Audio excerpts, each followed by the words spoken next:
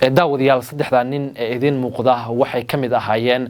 kooxda argagixisada ah ee Daesh ku dhumaaleysata buuraha calmiskaad ee gobolka bari ee Puntland maalnimadii shalay ahayd ayay isku soo dhiibeen ciidamada difaaca Puntland waxa kula wadaagaya dalalka ay ka soo jeedaan sababta ay isku soo dhiibeen iyo sidoo kale wararkii ugu dambeeyay kooxda argagixisada ah ee Daesh oo dareemaysa ciriiri aad u weyn kadib markii cirka iyo dhulka labadaba laga weeraray sidoo kale waxaan kula wadaagaya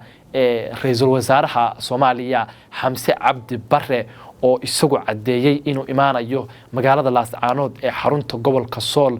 halkaas oo maalmihii la soo dhaafay dood badan ka dhalatay inuu imaanayo iyo in kale sidoo kale waxaan kula wadaagaya maxay tahay sababta doodan keentay in magaalada Laascaanood aysan ammaan ahayn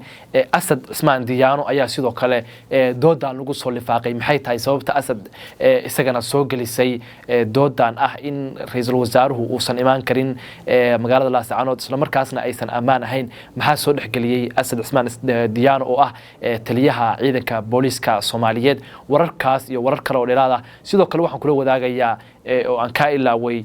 madaxweynaha dawladda Puntland oo maanta la kulmay saraakiil waaweyn oo ka tirsan ciidamada difaaca dalka Mareykanka una qaabilsan gudaha Afrika ciidamadani waxay ahaayeen kuwii kala dagaalamayay kooxda argagixisada ah ee Daesh dhanka cirka madaxweyne Dani maxay maanta ka wada hadleen iyadana waa kula dul istaagaya oo waan si fiican ba u falanqeyn doonaa balse marka hore wax ka codsanaya in YouTube-ka ku soo biirto subscribe dhahdo muuqaalkana like saarto maalmihii la soo dhaafay YouTube-ka waa ka maqneen balse hadda wararkeen ayaan dib u bilaabi doonaa oo halkan ayaan wax weeye mar walba kugu soo gudbin doonaa wararkii ugu dambeeyay guud ahaan Soomaaliya iyo Puntland dagaalka Daesh wararkii ugu dambeeyay ayaa mar walba kula wadaagaya adigana wax ka codsanaya inaad halkan ku xirnaato haddii aan ku bilaabo saddexda nin oo isku soo dhiibay ciidamada difaaca Puntland maalnimadii shalay ahayd ayaa saddexduba ka soo jeedaanin dalka Ingiriiska nahay Ethiopia sida la sheegay dadka ugu badan oo halkaas lagu laayay muddadii uu ka socday dagaalka calmiskaad uu socday dadkii ugu badnaayo lagu laayay waxa la sheegay inay ahaayeen dad Ethiopian sidoo kalena waxa la tuhunsan yahay ama siday Puntland sheegtay dadka halkaas ku jira oo ajaanib u badan dadka ugu badan waxay kamid yihiin ayaa la yiri waxay ka soo jeedaan aandhehe ayaa la yiri dalka Ethiopia wadooyinka u dhaxeeya Garowe ilaa Boosaaso ilaa Hargeysa inta badan waxa aragtaan dad qulqulayo oo Ethiopian dadkaas ayay kooxdu ka afduubataa ama ay ka kaxaysataa waxa weeye Boosaaso iyo wadooyinka u dhaxeeya kuwaas oo ay ku khasbaaniin in ay hub qaataaniin isla markaasna fikirkoodana ay ku bahalkeeyaan ay ku qanciyaan aandhehe marka saddexda nin ciidamada difaaca Puntland ayay isku soo dhiibeen mid kamida waxa la sheegay kooxda Daesh inay intay ka daba timid ay dishay kadib markii ay saa isugu soo dhiibeen ciidamada difaaca Puntland xildhibaan ka tirsan waxa weeye Puntland waxa uu sheegay in kooxda Daesh ay dagaal yar oo ku dhex maray ciidamada Puntland iyo kuwa Daesh ay ku dileen mid kamid saddexdii nin labadii nin oo kalena la hayo xogaha laga helay nimankaas waxa kamid in kooxdu intii badnayd ay kala firxatay dhan qaar aaday dhanka bariga iyo kuwa kale oo Puntland xageeda u soo gudbay kadib markii u adkeysan waayeen waxa ay sheegeen inay u adkeysan waayeen duqeymaha ay Puntland ay ku wado oo dhanka cirka kaga wado ayna la kaashanayso dawladaha Mareykanka iyo sidoo kale iyo Imaaraadka Carabta oo isaguna ka caawinaya dhankanna ciidamada difaaca Puntland ayaa difaac kaga jira oo kooxdii ka weeraraya dhanka kalena waxa weeye cirka ayaa laga weerarayayo waxa ugu daran oo ay u adkeysan waayeen oo ay sheegeen nimankaas inay tahay duqeynta oo inta ugu badan halkaas waxyaabaha ugu badan oo adkeysan waayeen waxa kamid duqeynta oo waxa weeye sida adag loogu baabi'inayay kooxda Daesh ee halkaas ku sugan kooxda Daesh ayaa hadda u muuqata inay ku dhowdahay gabagabo maadaama hadda la arkayo xubno iskood u socda oo ajaanib oo isku soo dhiibaya ciidamada difaaca Puntland taasna waxay u muuqataa in ciidamada difaaca Puntland ay guul weyn ka gaareen dagaalka ay kula jiraan kooxda argagixisada ah ee Daesh maalmaha soo socda ama bilaha soo socdana guul weyn laga gaari doono oo magaca kooxda Daesh guud ahaan laga waayi doono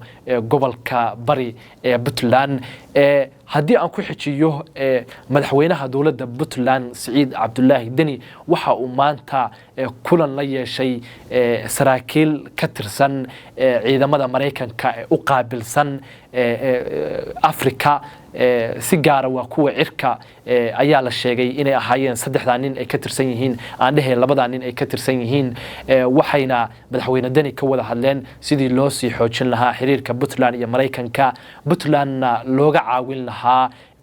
dagaalka ay kula jirto kooxaha Daesh Mareykanka oo marka hadlay dagaalka ay Puntland kula jirto kooxaha Daesh muhiimadda uu isagu u leeyahay waxa ay sheegeen in Mareykanka laftirkiisa ay dhibaato ay ku hayaanin kooxaha Daesh ee ku dhumaalaysanaya buuraha calmiskaad ee gobolka bari ee Puntland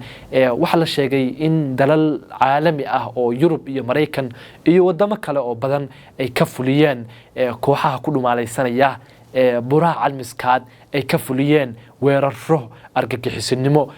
kuwaas oo Mareykankana ku sababay in kooxdan waxa weeye buuraha calmiskaad laga tirtiro haddii ay ku xoogeystaanin buuraha calmiskaad oo xafiisyo ka sameystaanin oo sidoo kale saldhigyo waaweyn ka sameystaanin waxay la mid tahay in Mareykankana dhibaato u geysan karaanin Soomaaliya oo dhan u geysan karaanin marka laga yimaado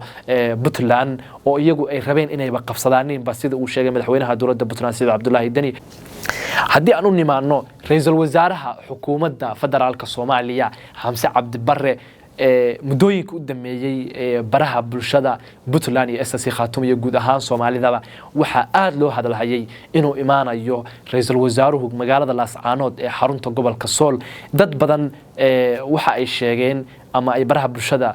ku soo gudbinayeen inaysan haatan macquul ahayn in ra'iisul wasaaraha xukuumadda federaalka Soomaaliya uu soo gaari karo magaalada Laascaanood sababo amni dartood ayay sheegeen in uusan ra'iisul wasaaruhu u soo gaari karin magaalada Laascaanood balse dadka reer SSC Khaatuum oo dhankooda iyaguna baraha bulshada ka hadlayay waxa ay sheegeen in ra'iisul wasaaruhu uu soo gaari karo magaalada Laascaanood isla markaasna ay amni tahay kana amaan badan tahay magaalada Garowe Hargeysa iyo sidoo kale magaalada Muqdisho isla markaasna ay u diyaar garoobayaan inay soo dhaweeyaan ra'iisul wasaaraha ra'iisul wasaaruhu isagu maanta ayuu hadlay waxaana hadalkiisii kamid ahaa sida tan qashada aan ku tagi doono magaalada Laascaanood hadii Ilaahay yiraahdo waa boqoshaysan waxayna ku imaan doontaa xilligii loo madlay waxaana ka wada shaqeynayaa OPM-ka ama xafiiska Prime Minister-ka iyo hoggaanka maamulka SSC marka ayaga laga warsugo ayaan oran lahaa booqashadayda insha Allah aan ku tagi doono magaalada Laascaanood waa mid lagu xoojinayo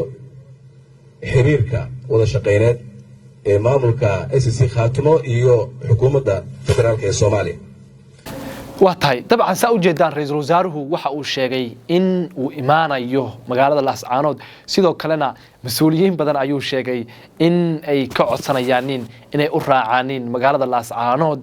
waxa uu sheegay ra'iisul wasaaruhu sida aad hadalkiisaba ka dhannansanayseen in magaalada Laascaanood ay tahay meel muhiim ah midnimada iyo wadajirka ummadda Soomaaliyeedna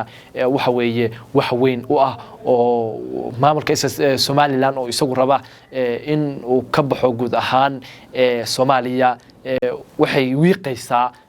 in uu goonigosadkii uu ku faani jiray oo caalamka xitaa wuxuu ka gadi jiray in Laascaanood ay ka mid tahay maamulkiisa haddii ra'iisul wasaaruhu uu tagana ay tusayso caalamka in meeshaan tahay meel Soomaaliya ka tirsan maadaama uu ra'iisul wasaarihii Soomaaliya uu halkaasi booqday dadka Somaliland ayaa iyaguna aad uga xun in ra'iisul wasaaruhu yimaado maadaama ay sawir khaldan ka gudbinayso maamulkooda oo ay awal sheegan jireen in Laascaanood ay iyagu ka arrimiyaanin balse tan waxay cadeynaysaa in uusan maamulka Somaliland uusan ka arrimin meesha la dhaho magaalada Laascaanood oo SSC Khaatumo oo ka tirsan maamul Soomaaliyeed ah ay halkaasi ka arrimiso